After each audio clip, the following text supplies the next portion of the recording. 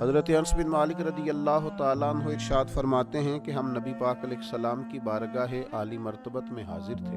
اچانک نبی پاک علیہ السلام نے مسکرانا شروع کیا، یہاں تک کہ میرے پیارے محبوب صلی اللہ تعالیٰ علیہ وسلم کے مقدس دانت مبارک ظاہر ہو گئے۔ اور صحابہ فرماتے ہیں جب حضور مسکراتے تو دانتوں سے ایسا نور نکلتا تھا کہ مسجد نبوی شریف کی دیواریں بھی روشن ہو جاتی تھی۔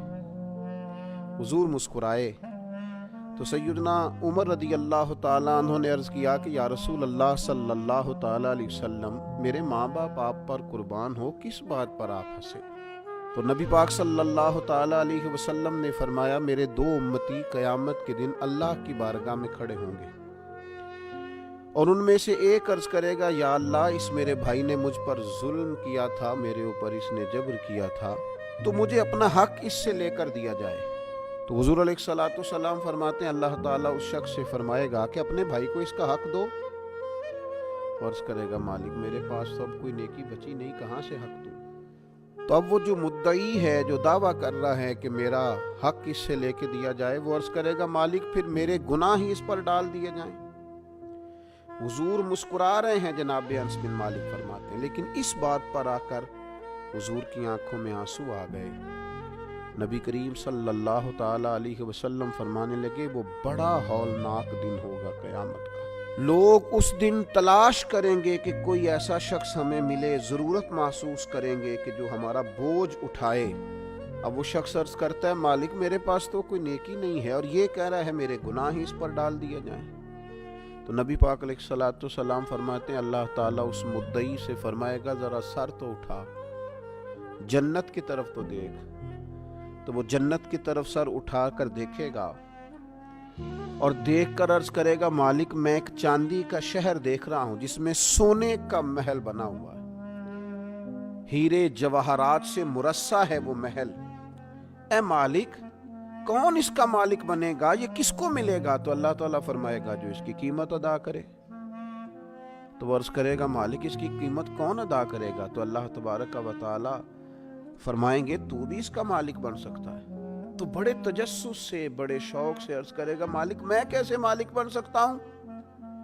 تو اللہ فرمائے گا، تو اپنے بھائی کو معاف کر دے، میں تجھے اس محل کا مالک بنا دیتا ہوں۔ کر دے معاف اپنے بھائی کو، درگزر کر اپنے بھائی سے، بھول جا اس کی خطاؤں کو، کچھ دیر کے لیے چھوڑ دے جو اس نے غلطیاں کی، تو معاف کر دے اسے، اور میں اس محل کا تجھے مالک بناتا ہوں۔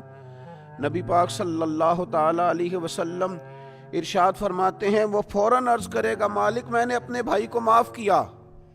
تو اللہ تبارک و تعالیٰ ارشاد فرمائے گا، اس کا ہاتھ پکڑ اور پھر اسے جنت میں ساتھ لے جا۔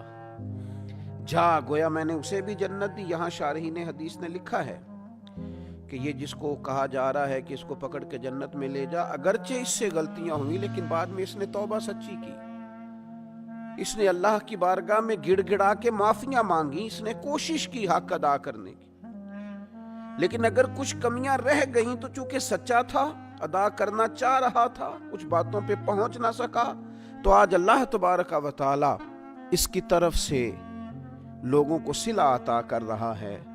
اللہ فرماتے ہیں، اس کا ہاتھ پکڑ اور جنت میں لے جا۔ اللہ کے محبوب صلی اللہ تعالی علیہ وسلم نے نتیجے کے طور پر، رزلٹ کے طور پر یہاں ایک بات ارشاد فرمائی۔ حضور فرمانے لگے، اللہ تعالیٰ سے ڈرو اور باہمی معاملات درست رکھو، اللہ تبارک و تعالیٰ قیامت کے دن مومنوں میں صلح کرائے گا، تو تم یہی اپنے معاملات کو درست رکھو۔ اب مجھے بتائیے، ایک تو یہ نتیجہ نکلا کہ مالک کریم کتنا ہے، مہربان کتنا ہے، توبہ کرنے والے پر عطا کتنی۔ دوسرا، حضور کی علم و حکمت کی اس گفتگو سے سمجھیے کہ اللہ درگزر کرنے والے کو عطا کتنا کرتا ہے، اور پھر یہ بھی دیکھیے کہ صلح کرانا کتنا مقدس کام ہے۔ دو بھائیوں کو ملا دینا، قریب کر دینا، روٹھے ہوں کو ایک دوسرے کے قریب کرنا کتنا عظیم کام ہے۔